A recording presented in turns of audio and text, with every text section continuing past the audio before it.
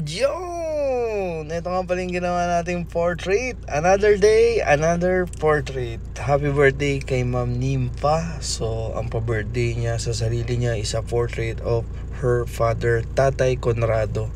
Na-stroke si tatay at gusto niyang ipatato para to show love and to show na lumaban tayo, magpagaling, makarecover kasi mas gusto pang makasama ni Ate Nimpa na mas maging malakas si Tatay Conrado.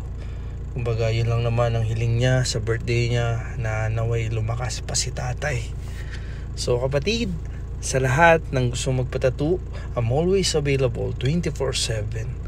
We do home service at Insundo, and later nandyan tayo sa Bacoor. So pahinga na, tulog na para bukas bakbak ulit. Salamat sa lahat na nagtitiwala, and I'm always grateful sa lahat ng nangyayari sa buhay ko. Thank you, Lord.